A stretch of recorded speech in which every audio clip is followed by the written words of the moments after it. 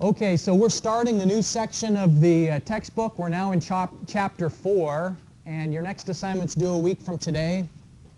We'll get into some of the problem solving in the example for today's class, so you could begin this assignment this evening, and then we'll also go over a few things on Thursday that you need to solve this assignment.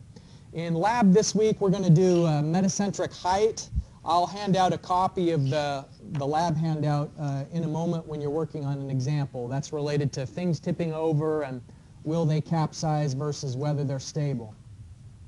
Any questions related to the announcements before we move on? All right, so up till now we've just been talking about hydrostatics, pressure of fluid as we go down through a body that isn't moving, and the reason why fluid motion matters is that most of the water on Earth's surface is moving in some way or another, especially the fluids that engineers are most interested in, whether we're talking about water that's flowing through a pipe network or water in rivers or even water moving underground. Even though it's moving slowly, it's still moving. So fluid motion matters because that's the types of applications engineers are asked to deal with. And we'll be designing in hydraulic engineering next semester, if you're a civil engineering student, we'll be designing a pipe network for a city, and we'll also be sizing canals to look at the drainage of stormwater runoff. There are two main approaches for starting to look at this idea of moving water and how to keep track of velocities and flow rates. And the first of those two approaches, the Lagrangian approach, is a frame of reference that answers the question, what is the fluid velocity, in a very specific way. What the Lagrangian approach says is that water is a series of particles. And so let's focus on the particles themselves and track where they are through space and time. And so if we zoom in on a flowing fluid, we could, if we want, look at the individual water molecules and develop path lines that show where they're going over time. Now, there's a lot of molecules and even a small amount of water, and so this becomes kind of difficult to say that we're going to keep track of three-dimensional movement, the I, J, K, if we're talking about Cartesian coordinates. We're going to look at the velocity of each one of those. So it becomes challenging to keep track of every particle in a system and track its velocity over time. And so the Lagrangian approach isn't been widely used until maybe recently with the advent of high performance computing that makes it possible to keep track of really large number of particles over time. And even in the presence of high-speed computing, it's still far more common for us to use the Eulerian approach, which instead of looking at all of the particles and trying to track all of those particles, what the Eulerian approach says is, let's divide a flow field into windows. And we'll represent what's happening to all of the fluid particles inside of that window with just a single velocity vector. And so these windows in the flow field are fixed locations where the fluid is flowing. And so rather than looking at the individual particles, we look at locations in space. And then we identify what's moving through that window and its characteristics, and then that represents everything else within a window. And we still have to keep track of velocity over time, but it's for a much smaller number of locations. And so it becomes a lot easier for us to apply the mathematical techniques that we're going to use in the rest of the semester to a smaller number of particles than a really large number of particles that are constantly changing their location. Because these fixed locations in the Eulerian approach, they don't move. And so it can be thought of as, if we stand on the banks of a river and we're looking at the same spot of the river, understanding the velocity of the river by always looking at that same spot, instead of throwing in a particle and tracking the location and movement of maybe a floating tennis ball or something that we throw into the river. If we did that with lots of tennis balls, then we'd be quickly overwhelmed by an inability to follow them all. All right, well, let's take a look at some flow visualization. There's a picture here, and what can we learn from this picture? First of all, anyone want to take a guess of what these white lines are? What is it? Air is flowing, for sure. That's right. Specifically, these white lines here are like a smoke or a tracer, and they're meant to give us an idea of like what's happening with the airflow. By the way, why do you think, this is obviously a model car, why do they put models like this into wind tunnels? Okay. Why? Aerodynamics, but explain why. Why do we care about aerodynamics? Efficiency, gas mileage, right. So a car that is streamlined is going to get much better fuel economy than just like a square, boxy school bus kind of a shape might. This car has obviously been pretty carefully designed not only to improve efficiency, but what's the purpose of the spoiler in the back? To give you more downward force on the rear axles, because the shape of this vehicle is pretty similar to the shape of a wing. And we'll talk more about the Bernoulli effect later in the semester, but the bottom line is that we have a packet of air that's coming to a car, and the velocity over the top is faster compared to the velocity at the bottom is slow, and that actually creates an upward lift. And that's the opposite of what you want happening. When you're driving really fast, you don't want to suddenly lose traction. And so the spoiler pushes down on the back there to spoil the airfoil and to reduce increased traction over the back. And so there are some things that we can look and learn from the smoke here. Like, what do you think it means when these lines are getting closer together? What would you guess? You know, here they're further apart. As they get closer together, what might the interpretation of that be? Higher air pressure? That's actually on the top is the lower air pressure. As they get closer together, that means that the gas is getting faster, that the wind is moving faster, because we've got a certain amount of air that's having to pass through a smaller piece of space because the car is taking up some space. How do we know that the air is going from the right towards the left? What's the visual clue for that? Very good. Yeah, on the left side, you can tell that the smoke is kind of is dispersed and it's diffusing away. It becomes more faint, whereas here the stream is maybe more concentrated. So that's a visual clue of the direction of the flow.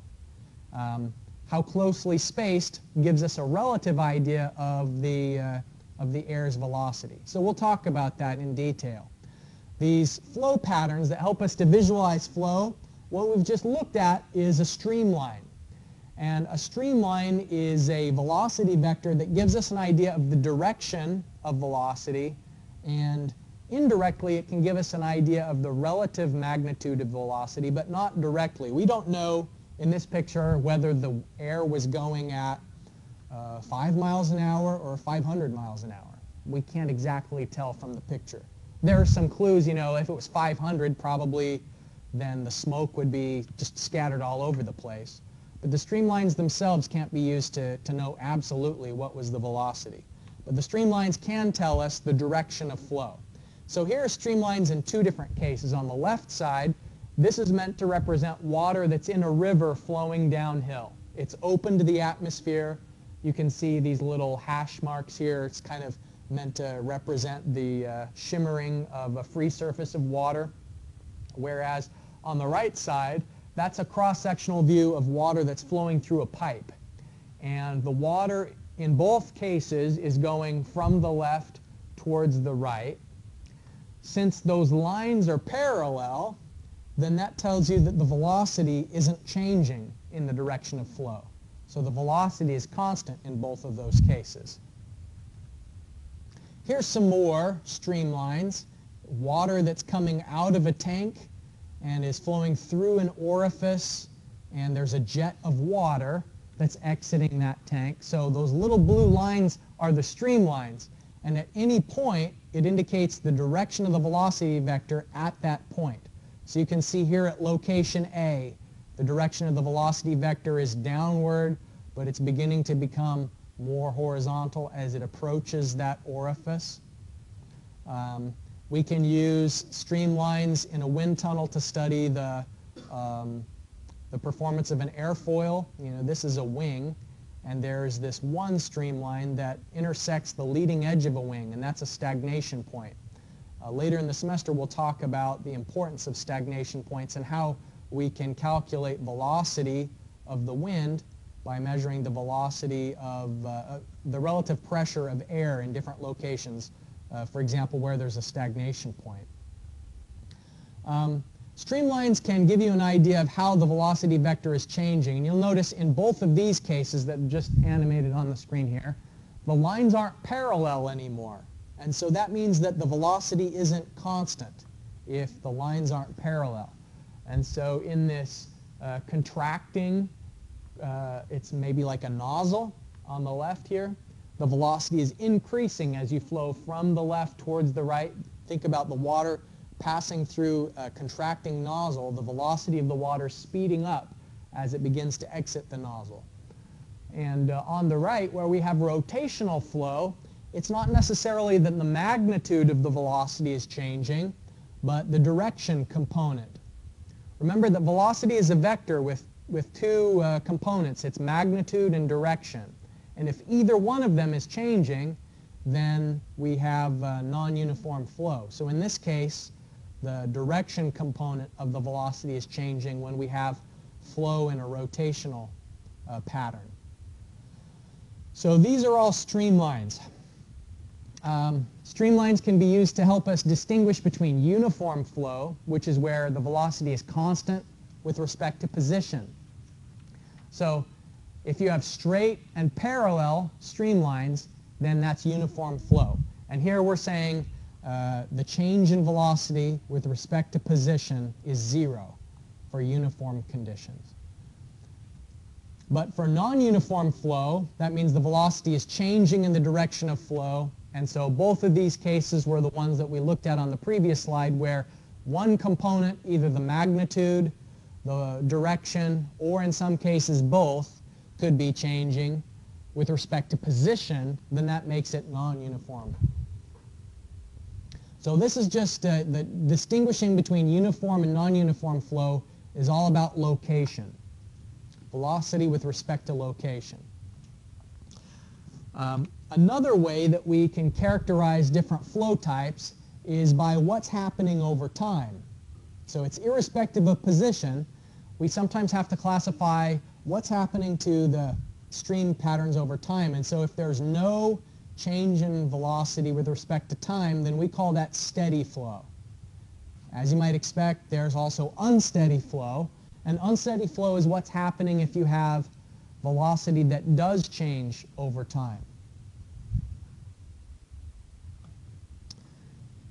The flow patterns that we've looked at before, like the picture of the car in the wind tunnel or the streamlines, they can only tell you if the flow is uniform versus non-uniform. They can't, those individual pictures can't be used to distinguish between steady and unsteady flow. Why is that? Why can't we just have a picture tell us if flow is steady or unsteady? Okay. And time's not involved, right. You know, like when you take a picture, the shutter speed may be 1/500th of a second. And the image is just what happened at a certain moment in time instead of over a period of time. And we'd need an animation or a video to show what's happening over time to know whether the flow is steady or unsteady. Let's look at a video that illustrates unsteady flow, kind of an interesting situation that arises during a flash flood.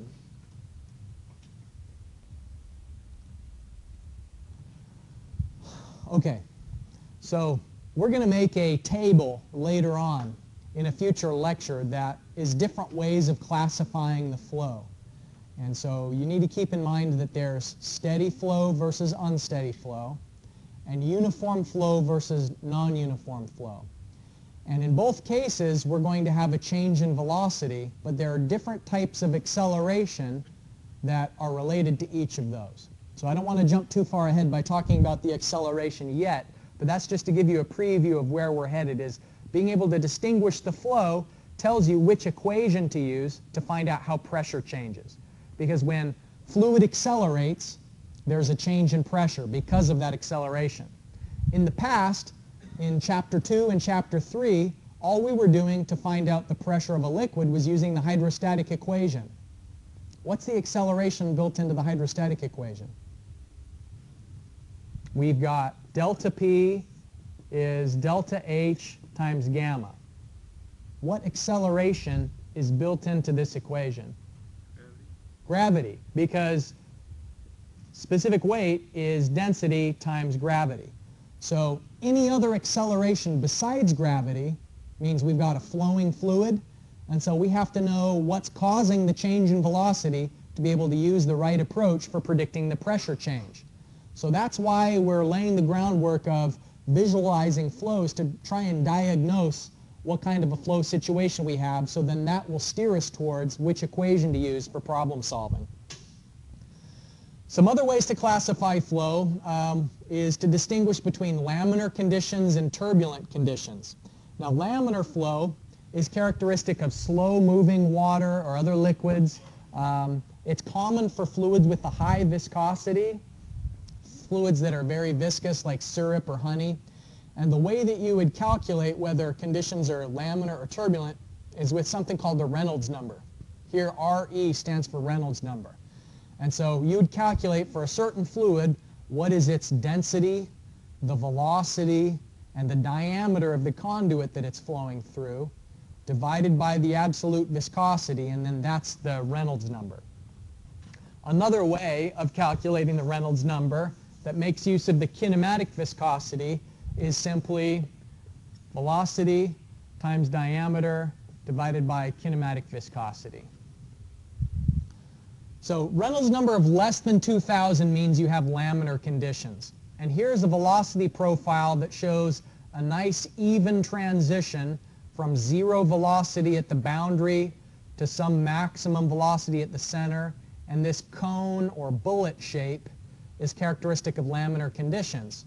On the other hand, if you have a really high velocity, then the conditions aren't going to be as smooth and quiescent as that. Instead of having a nice bullet-shaped velocity profile, instead you'd have an irregularly shaped velocity profile, where if you averaged it over time, this dashed line is showing that it becomes more flat in the center of the flow channel. It's still much decreased velocity at the edge of the boundary.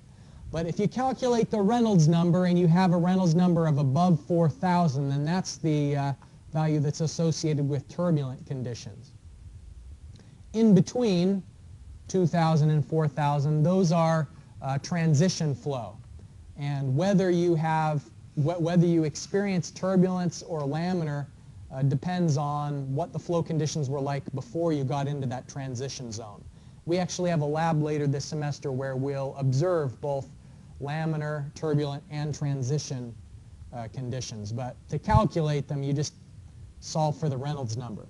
All right, so to get a little bit of exposure with the Reynolds number, I'd like you to try calculating what is the Reynolds number here in Part A if we've got a fluid velocity of 0.1 meters per second and the diameter is 2.5 meters. Just so you've got it, a typical value for the absolute viscosity of water is 1 times 10 to the minus 6th newton seconds per meter squared, or in terms of kinematic viscosity, it was 1 times 10 to the minus 3rd. But then for kinematic viscosity, it's 1 times 10 to the minus 6th meters squared per second. All right, so calculate in Part A the Reynolds number, and then in Part B, if you're solving for the velocity, what's the maximum velocity that you could have and still ensure laminar conditions? So in other words, forcing the Reynolds number to 2,000 for Part B.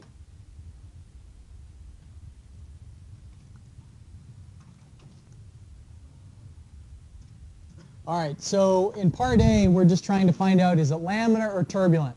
And you might be tempted to think, well, 0.1 meter per second, that's pretty slow moving water. And if you look at the formula for the Reynolds number, what gives you a low Reynolds number is if you have a slow velocity, then that would give you a low Reynolds number. And so in this case, since it's pretty slow, you might be forgiven for thinking, oh, maybe it's laminar conditions. But when we actually solve for the Reynolds number, substituting in the velocity, in this case I did it in terms of the kinematic viscosity. So here in the denominator I've got 1 times 10 to the minus 6 meters squared per second. So it's actually, the Reynolds number is 250,000. And the Reynolds number, by the way, is unitless. The units cancel out. So it's a unitless parameter, and that's turbulent because it's well above the 2,000 limit for laminar conditions. And when we actually do the experiment in the lab to visualize whether flow is laminar or turbulent, you'll be amazed at how slow moving the water has to be through the little viewing tube that we've got in order to achieve laminar conditions. Now, the takeaway from that is that when water's flowing through a pipe, there's going to be a lot of mixing unless the velocity is extremely slow. So even at 0.1 meters per second, because it's turbulent conditions, there's a lot of variability in the velocity through the profile of that pipe. So that means that this is moving fast, that's moving slow, and so there's going to be a lot of mixing and turbulence and energy loss that is higher than it would have been if conditions were laminar. Okay, now for this second part, it's saying, so let's say we fix the Reynolds number at 2,000 and solve for V to find out the maximum velocity that you can expect and still have laminar conditions. And so solving for that Reynolds number of 2,000 and find V, it turns out your velocity should be on the order of about 0.8 millimeters per second to preserve laminar conditions. So extraordinarily slow based on the diameter of the pipe. Now if we'd had a smaller pipe diameter, then we can increase the velocity that we have and still see laminar conditions. And so in the lab, when we're going to be doing this later in the semester, our pipe diameter is not 2.5 meters. We've just got a little 1 centimeter diameter pipe, and that allows us to increase the velocity to something a little bit more workable. But still, that gives you a feel for the underlying fact that laminar conditions are pretty rare. Most of the time out in the world, if you have water flowing through a pipe, 99% of the time conditions will be turbulent. So when we learn the energy loss formulas later on, we will very, very briefly show you the formulas that you need for finding how much head loss is there when it's laminar conditions, but I don't know that you'll ever use it in your whole career. Most of the time we have turbulent flow, and so we use turbulent flow energy loss formula. Any questions related to this example? All right, so remember the compare and contrast. Flowing fluids, if we want to distinguish between non-uniform and uniform flow, the important parameter here is change in velocity with respect to position, whereas for steady versus unsteady, the velocity is changing with respect to time. So a change in velocity is caused by acceleration. And the thing I'm giving you the hint of, the preview, is that different types of acceleration cause non-uniform flow versus unsteady flow. There is no acceleration, though, in steady flow that's also uniform. Because if flow is both uniform and steady, then that means it's not changing over time, and it's not changing with respect to position. So we'll have, in this compare and contrast, more and more bullet points over the coming lectures. All right, we already talked about a streamline. It's those light blue lines that we saw before. That's where the velocity vector is tangent at every point. So it tells you direction, but not directly an idea of the magnitude. The next thing that we're going to talk about is a path line. And if you track the location of a single particle over time and how it changes its position through a flow field, then connect the dots, that's the path line. It's basically what it says. It's the path. It's the line of the path. A streak line is a little more tricky, though. A streak line is it's showing you at any given instant the history of the flow before and including up to this certain point. So instead of the idea of in a path line, if you throw a can in a river and then from above take pictures every 1 second of where the can is, you could connect the dots and find out the path that the can took. So that's the path line. A streak line is, think about if you were continually pouring paint into the river. And let's say maybe you're walking across a bridge as you're pouring paint into the river. Then looking down from above, the view of that paint streaking through the river would be the streak line. And so it gives you an idea of where the liquid used to be in the past. And streak lines are a little bit more tricky to draw, and we'll get some practice doing that today. So just to introduce this first illustration, what I'm going to say is that there are 3 time periods. So here's the scenario. Before a certain time, the water's flowing to the right. Then, after a certain time, the water's flowing up and to the right. And then in the third period, oh, there's only 2 periods. I was thinking of a different example. All right, so 2 flow periods. So before the certain time and after the certain time. So we've got the streamlines are those blue lines that are showing the direction of the velocity vector. So before the t-naught, it was to the right. Then after the t-naught, it was up and to the right. So for the first little while, if you were to have the path traced, then the path would go to the right. These little dotted lines are showing the path line. But then when the flow direction changed, so did the path line. And so now the path line is just going in the same direction as the streamlines. The streak line, though, is tricky. For the streak line, we're always injecting some tracer at our point of origin. So we're always staying in this spot and we're pouring in a dye or dumping paint into the river. I don't know why I like that idea so well, but anyways, think of it as a non-polluting tracer, and it's the water is flowing to the right, and then at t-naught, the river changes direction. And so this line is going to be translated up and sideways. And so this whole line shifts up. And then this second line is showing what happened during the period after t-naught. So the oldest particle of paint that's in the river is right here at the end of the streak line. This is the particle of paint that was poured in first at our location of interest.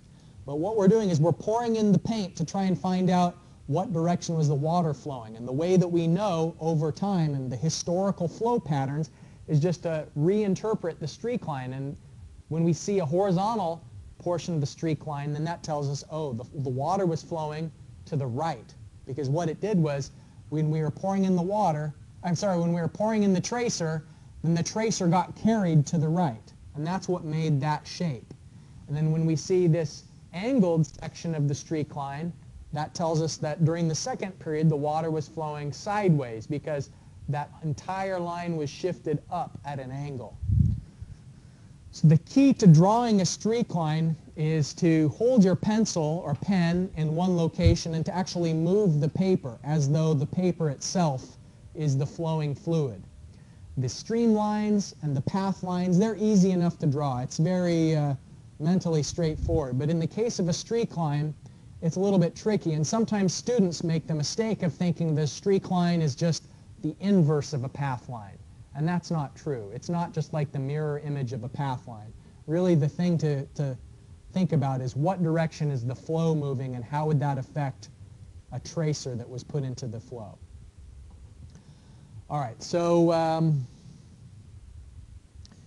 I've got 2 examples for you. First of all, just on a scratched piece of paper here, try and trace what would happen during water flowing during a period of 9 seconds. The water's flowing to the right, then it's flowing down, then it's moving to the left. So the path line is easy. Each one of these squares represents 1 second. And we'll assume that during each of those 3 periods, the velocity was the same. So it moves 9 units to the right during the first period, 4 units down during the second, and so on. But the streak line is a little bit more tricky. So what I'm telling you is you should move your paper in the direction indicated by the arrows in order to draw the streak line. Now while you're working on that, I'm going to hand out this next flow visualization example that we're going to work in just a moment.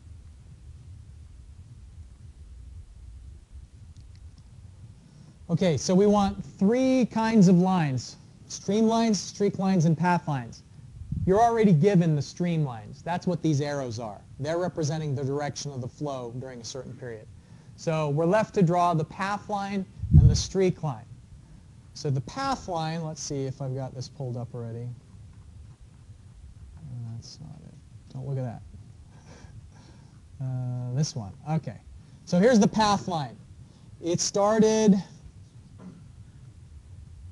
it flowed 9 seconds to the right. So here's 1, 2, 3, 4, 5, 6, 7, 8, 9. And then the path, this can that we threw into the river, then went downward for 4 seconds, and then it went to the right. So this is representing the start of its path, and this is the end of its path. Now the streak line, by contrast, we move the paper in the direction of the flow, and so here's the streak line. The end of it is where we have moved well, let's start at the start here. So we have our pencil or pen in a certain location, and you move the paper in the direction indicated by the arrow. So remember, the idea with the streak line is that you're injecting a tracer into a stationary position, and then it's the water that's moving around, and then you look at the streak line to diagnose how the flow changed over time. And so we were pouring it in, the water was moving to the right, so it made this line. So this is at time 0, and this location is at time 9, after which point the flow started going downward, and so this whole line got shifted down, and we started drawing this one. And so this is at time, at the end of 9, and this is our 4 seconds of downward flow. And then all of the previous flow starts shifting to the left for 6 seconds, and so then that's what drew this line that's now appearing on the top. Here's our 6 seconds of flow to the right. So the whole paper moved to the right during that period. All right. It's kind of awkward until you've done it a few times, and so to give you a bit more practice, I've just handed out this flow visualization handout. Did everybody end up with a copy of that? Were there any extras? You guys didn't get it? Is this still making its way? All right. There it goes. All right. So in the example, I've indicated some, all right, I've given you the flow directions. I don't want to give away too much of the answer, so I'm going to go like that. Okay, so we've got 3 seconds to the right, from time 3 to 5 down, from 5 to 9 to the side, and 9 to 11. Now, just to make things easy, I'm saying that when it's at this angled period of from 5 to 7, then the velocity, assume that it's 1.41 times faster. And the reason I did that is just when you're drawing on this grid, then the sideways distance is 1.41 units. And so just assume that it's sped up a little bit so that it's easy to focus on just the directions rather than, at this point, on the lengths. So in the top one, do the path line. And in part 2, we're doing a streak line. And I've given you the pane on the right as kind of like a scratch paper, so that once you get the shape of it, then you can transpose that shape into the correct location on the left, because it's hard to know exactly where it's going to end. And so you have to, kind of using a scratch paper, get the shape of it and the length of each segment, and then draw that shape a second time in the correct location so that it ends at location B. All right, so I'll give you a moment. Feel free to collaborate as you work on this.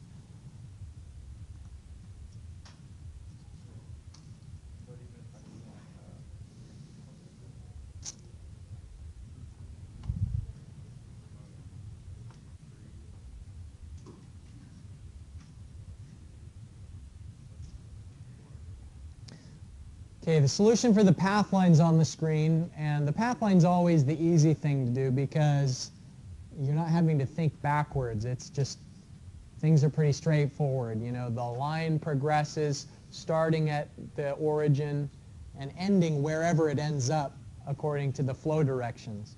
I mean, in the problem like this, I have to make sure that I give you enough space on the graph paper so that you can do your drawing. But it's on the streak line that things are a little bit less straightforward, and why I gave you scratch paper. Oh, where did I? All right. Here, this was the one that you can tell it's a little bit shaky and so on, but I was trying to get the shape of it. So our flow segments were such that the beginning of the line is here. So we had 3 seconds, 1, 2, 3 for the first period. Then that whole line is shifting down from 3 to 5. So that's 3, 4, 5. And then we have to move the paper sideways, which means that the drawing is shifting up and to the right during the time period 5 to 9. Okay, so then that's how we get this sideways line, and then from 9 to 11 the paper is moving to the right, so that means the line moves to the left. So this is the shape of it, but now we have to transpose it so that the last thing, this last end of the line segment that happened at t equals 11, is at location B, because it was from location B that the tracer was being injected during the entire period. So this first little bit of dye was originally put into B, it's just that it got shifted around by the movement of the fluid during the time period. All right, so now that you've seen streak lines, streamlines, and path lines, you can actually start on the homework. The first couple of problems, I think, are just related to doing some basic flow visualization drawings. I think 6 and 7 are related to doing a couple of really easygoing sketches. All right, so I gave everyone a copy of the handout. I'll see you in lab today or tomorrow to do metacentric height. And then if you have any questions or concerns about your exam, please feel free to stop by my office. I'd be happy to meet with you. All right, have a good day.